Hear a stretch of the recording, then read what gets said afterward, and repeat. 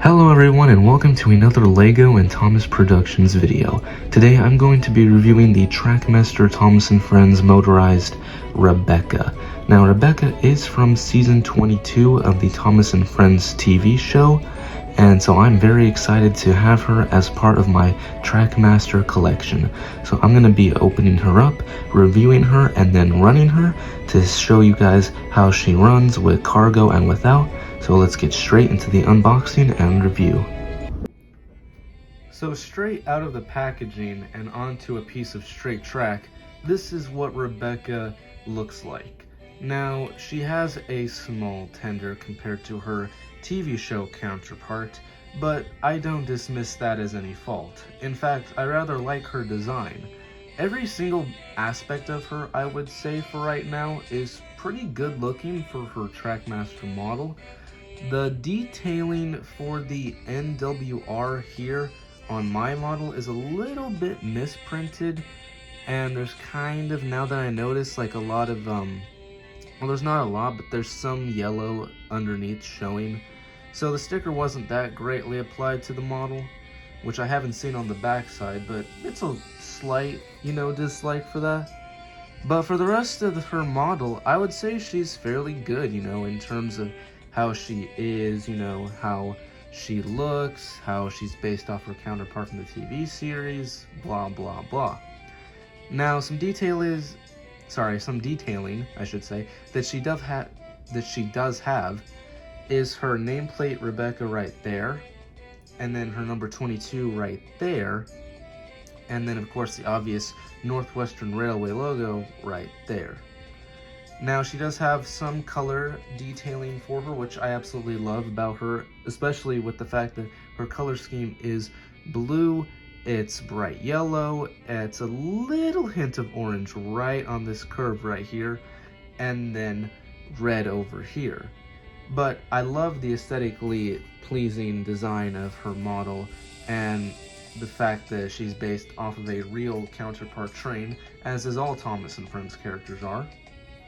Now that's their side detail, so let's take a look at the face really quickly to show you that this is what she looks like with her face. She has no buffer detailing anywhere on the front here. Now of course if these are buffers, well then, a little black could be put in there, to express that she has buffers there. Her face is nice. This is where the headlight detail is. Kind of wish there was some little more, headlight detailing so it's, a little more obvious.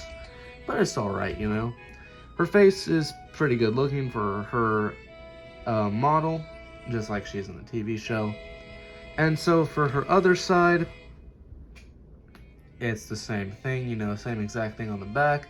And then taking a look at her tender, this is where she has some ladder detailing right here, and some tubing at the top, and her coal over here on the top. Her buffers are right there. And now we are going to take a look at the Great Rebecca with cargo and without cargo to see how she runs. So let's get straight to that review of her running. Okay, so now here is a small little loop of track with Rebecca here at the forefront. So now we're gonna see exactly how she runs. So let's do that really quickly. 3, 2, 1, and Rebecca, go!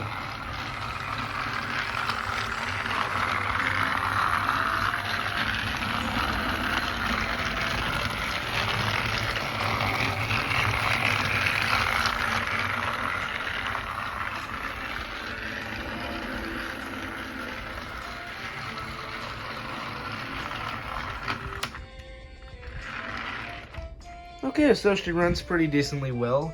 She does run on a AAA battery, 2 of those in fact, so she is pretty good at that. So now let's see her running along the track with some cargo.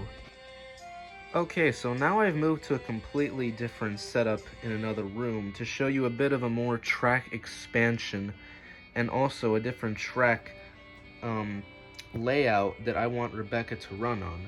So now I'm going to have Rebecca pull a consist of 1 truck each clip to see just how many trucks she's actually capable of carrying off of her battery. So today we're going to be running her off with that one right there and then moving on to those 4 over there. So let's see her run with just one car around this loop of track.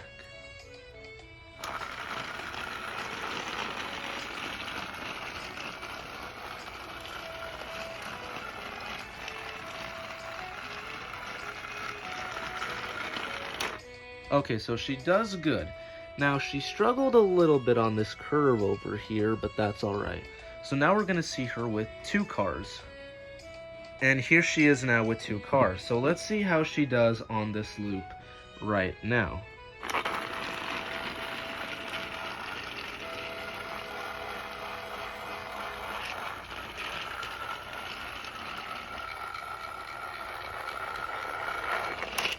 Okay, so that is a little bit of an issue.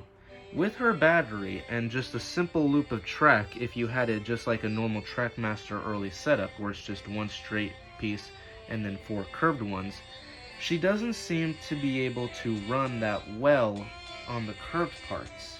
So now I want to see how she runs if we run her this way to this part of the track and then all round. So let's see that right now.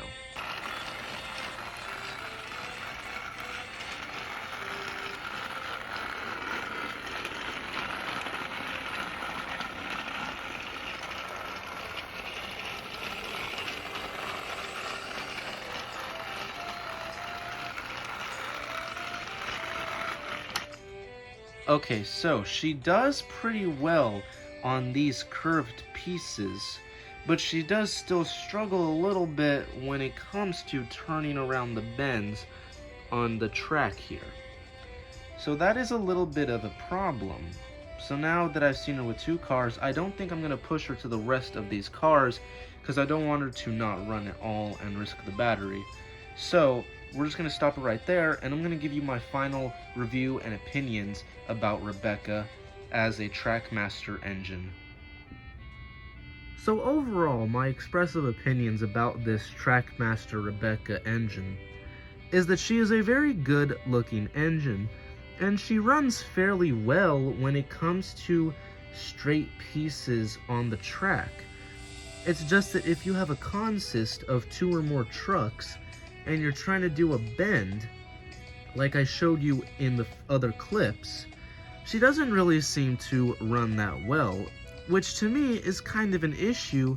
If she's a Trackmaster engine, she should be able to handle curves, and with especially like, small or large amounts of cargo behind her.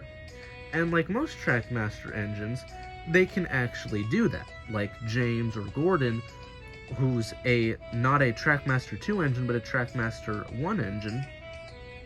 He runs pretty well with tight bends and sharp corners and with a lot of consistent cargo. But Rebecca, on the other hand, here doesn't seem to be able to run that well, even with just 2 pieces of cargo behind her.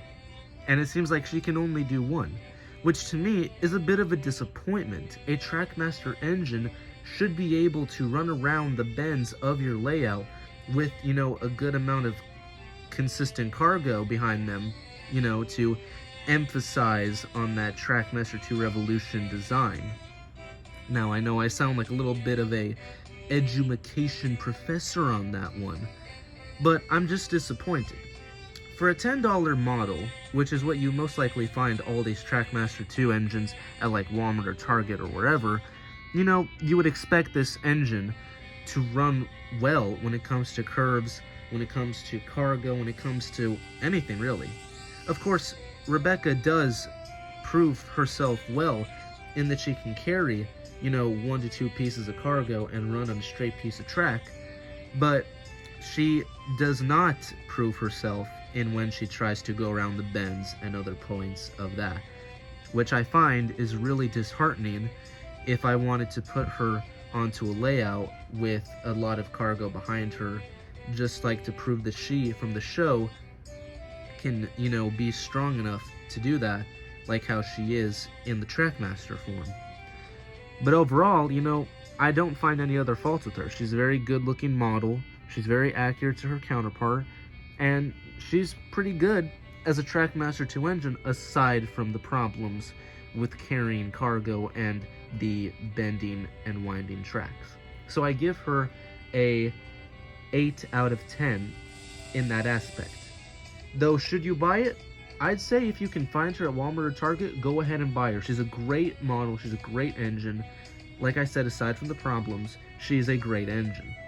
And if you want to add her to your Trackmaster collection, alongside Nia, Edward, Henry, or all the other engines you may possibly own, then go ahead and buy her. Because as a Trackmaster fan, I can definitely say that I love collecting all these Trackmaster 2 engines to add to my layout, because it is so fun. So if you're a Trackmaster fan, go ahead and collect them all you want. Go ahead and buy her for $10, or even if you can find her discounted, that's even better. But anyway, though, I hope you did enjoy this video of my review, my opinions and thoughts about Trackmaster Rebecca. I'll see you guys in the next video. Stay tuned for that one. And as far as we all know, have a great day, everybody, and peace.